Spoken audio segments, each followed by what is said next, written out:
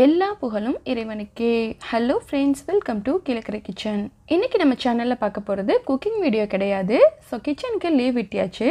இன்றைக்கி நான் இஃப்தாருக்கும் சஹருக்கும் வெளியில் தான் ஆர்டர் போட்டிருந்தேன். ஸோ இன்றைக்கி நான் ஆர்டர் போட்டிருந்தது ஹைதராபாத் பிரியாணி. நம்ம எப்போவுமே நோம்புக்குள்ளே வீட்டிலேயே தானே ரெடி பண்ணிக்கிட்டு இருக்கோம். சரி, இன்றைக்கி ஒரு நாள் கிச்சனுக்கு லீவ் விட்டுட்டு நம்ம வெளியில் ஆர்டர் போடலாம் அப்படின்னு சொல்லி தான் இன்றைக்கி இதை வாங்கியிருக்கேன்.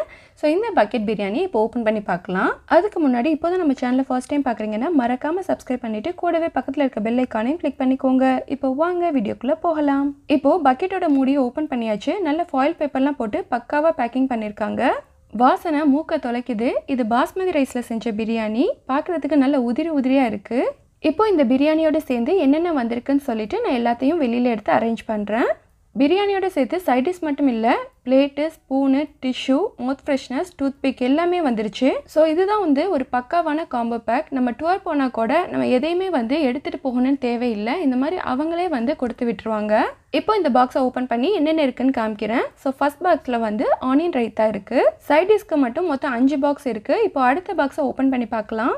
இப்போது இந்த பாக்ஸில் தகண்டு எண்ணெய் கத்திரிக்காய் வச்சுருக்காங்க. இதை பார்க்கும்போதே நல்ல கலர்ஃபுல்லாக இருக்குது. இது பார்க்குறதுக்கு தான் இப்படி இருக்கும். காரம்லாம் ரொம்பவே கம்மியாக தான் இருக்கும்.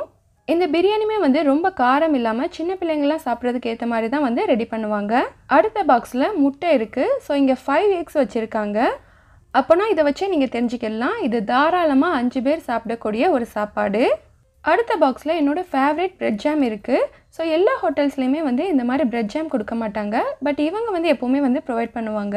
இப்போது லாஸ்ட்டாக உள்ள இந்த கண்டெய்னரை ஓப்பன் பண்ணி பார்க்கலாம். இதில் என்ன இருக்க போகுது? ஆஸ் யூஸ்வல் சிக்கன் 65 தான். இந்த ஹோல்ஸ் வழியாக பார்த்தாவே தெரிஞ்சிடும் இது சிக்கன் 65ன்னு சொல்லிட்டு. கோயம்புத்தூரில் பிரியாணிக்குனே நிறைய ஹோட்டல்ஸ் இருக்குது. பட் எனக்கு ரொம்ப பிடிச்சது ஹைதராபாத் பிரியாணி தான். நான் லாஸ்ட் இயர் பிரியாணியோட இஃப்தார் பாக்ஸ் போட்டிருந்தேன். அதுவுமே ரொம்ப சூப்பராக இருந்துச்சு. இன்ஷா அல்லாஹ் இந்த வருஷமும் ஆர்டர் போடணும்னு பிளான் இருக்குது, பார்க்கலாம். இப்போது பிரியாணி எடுத்து காமிக்கிறேன் பாருங்கள். பாஸ்மதி ரைஸில் செஞ்சுருக்காங்க. நல்ல உதிரி உதிரியாக இருக்குது. இன்றைக்கி நான் சிக்கன் பிரியாணி தான் ஆர்டர் போட்டிருந்தேன். பிள்ளைங்க அதை தான் விரும்பி சாப்பிடுவாங்க. ரொம்ப ஆயில்லாம் இல்லாமல் மைல்டாக தான் இருந்துச்சு. சிக்கன் பீசஸையுமே பாருங்கள், நல்ல பெரிய பெரிய பீசஸாக போட்டிருந்தாங்க. நம்ம பிரியாணிக்கு இந்த மாதிரி சைஸில் போட்டால் தான் பிரியாணியோட மிக்ஸாக இருக்கும்போது நம்ம ஈஸியாக எடுக்க முடியும். எங்கள் ஊரில் பிரியாணிக்கு இந்த மாதிரி சைஸில் தான் பீசஸ் போடுவோம். பட் இங்கேயுமே சில கடைகளில் ரொம்ப குட்டி குட்டியாக இருக்கும். அதில் பிரியாணி எது கறி எதுன்றே நம்மளால் கண்டுபிடிக்க முடியாது. பக்கெட்டுக்கு உள்ளாரையுமே ஃபாயில் பேப்பர் சுற்றி வச்சுட்டு அதுக்குள்ளே தான் பிரியாணி போட்டிருக்காங்க. பக்கெட்டுமே நல்ல குவாலிட்டியாக இருந்துச்சு. அடுத்து சிக்கன் 65யும் ரொம்ப குட்டி குட்டி பீசஸாக போடாமல் நார்மலான சைஸில் போட்டிருந்தாங்க. இன்றைக்கி ஹைதராபாத் பிரியாணியில் ஆர்டர் போட்டிருந்ததுனால வேலை கம்மி. பட் மற்ற ஹவுஸ் ஹோல்ட் ஒர்க்லாம் இருக்க தான் செய்யும். இது கூட சேர்த்து மொசம்பி ஜூஸும் வாட்டர் மெலானும் கட் பண்ணி வச்சுருந்தேன். நானும் நிறைய ஹோட்டல்ஸில் பிரியாணி ஆர்டர் பண்ணி ட்ரை பண்ணியிருக்கேன். பட் எனக்கு எதுவுமே சாட்டிஸ்ஃபேக்ஷன் கிடையாது. நான் எப்போவுமே ஹைதராபாத் பிரியாணி தான் வாங்குவேன். என்னோடய பசங்களுக்கும் அதுதான் பிடிக்கும். காரம் அதிகமாக இருக்காது, ஆயிலும் அதிகமாக இருக்காது. ஸோ நோம்பு திறந்ததுக்கப்புறம் சாப்பிட்றதுக்கு நல்லா இருக்கும். இந்த கத்திரிக்காயை பாருங்கள், எண்ணெயில் தகன்னு மிதக்குது. பார்க்குறதுக்கு அவ்வளோ அட்ராக்டிவாக இருக்குது. நீங்கள் இது வரைக்கும் இந்த ஹைதராபாத் பிரியாணியை ட்ரை பண்ணனா கண்டிப்பாக ஒரு முறை சாப்பிட்டு பாருங்கள். வெளியூர்லேருந்து இங்கே வரவங்களும் கண்டிப்பாக ஒரு தடவை டேஸ்ட் பண்ணி பாருங்கள். இன்றைக்கி எங்கள் வீட்டில் இஃப்தாருக்கும் சஹருக்கும் சும்மா அல்டிமேட்டாக சொல்லவே வேணாம், வேறு லெவலில் இருக்க போகுது. இன்றைக்கி ஒரு பிடிக்க வேண்டியது தான். இன்றைக்கி இது மட்டும் தான் வாங்கினேன்னு நினச்சிங்களா? இது என்ன பிரமாதம்? இது விட ஸ்பெஷல் ஐட்டம் ஒன்று இருக்கு. ஆமாங்க, இதுதான் அந்த ஸ்பெஷல் ஐட்டம். பிரியாணியோட சேர்த்து இன்னும் 2 பார்சல் இருந்துச்சுல. ஒரு பார்சலில் பிரியாணியோட சைட் டிஷ்ஷஸும் பிளேட்ஸும் இருந்துச்சு. அடுத்த பார்சலில் என்ன இருக்குன்னு பார்க்கலாமா? இதுலேயும் குட்டி குட்டி பாக்ஸஸாக நிறைய இருந்துச்சு. இது மெயின் டிஷ்ஷோட சைட் டிஷ்ஷஸ். நீங்கள் எல்லாரும் நினைக்கலாம் அது பத்தாதுன்னு இது வேறையா? நம்ம எப்போவுமா சாப்பிட்றோம், எப்போவாச்சும் ஒரு நாள் தானே. இந்த மாதிரி நல்லா சாப்பிட்டு ஹாப்பியாக இருக்க வேண்டியது தான். என் பசங்களோட ஃப்ரெண்ட்ஸ்லாம் வீக்கெண்டில் ஃபேமிலியோட ஜாலியாக வெளியில் போய் என்ஜாய் பண்ணிவிட்டு ஃபுட்டெல்லாம் சாப்பிட்டுட்டு வருவாங்க. ஸோ நமக்கு அந்த மாதிரி அடிக்கடி வெளியில் போய் சாப்பிட்ற பழக்கம்லாம் கிடையாது. ஸோ அதனால தான் அப்பப்போ நான் வீட்லேயே ஆர்டர் போட்டு கொடுப்பேன். இப்போது இந்த பார்சலில் என்னென்ன இருக்குன்னு காமிக்கிறேன். இதில் ஒரு கவரில் 2 குபூஸ் இருந்துச்சு.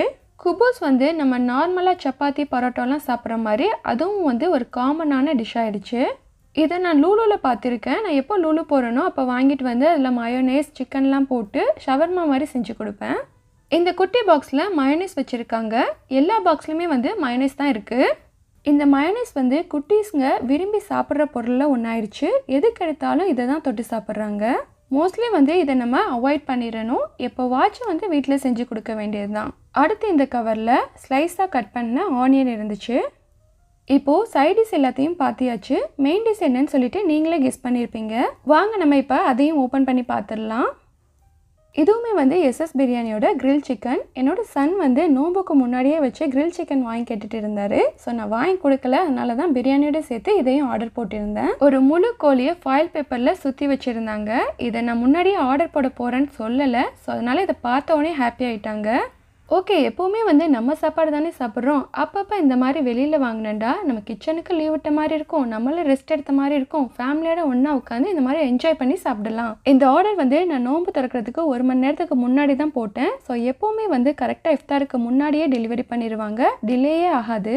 இந்த வீடியோ நான் நோன்பு திறக்கிறதுக்கு முன்னாடி எடுத்தது. இப்போ டேட்ஸ் ஜூஸ்லாம் வச்சு நோன்பு திறந்தியாச்சு. இப்போ நாங்கள் சாப்பிட போகிறோம். பார்த்தீங்களா, பிரியாணி வந்து நல்ல உதிரி உதிரியாக எக்ஸ்ட்ரா கலர்ஸ் எதுவுமே ஆட் பண்ணாமல் சூப்பராக பண்ணியிருக்காங்க.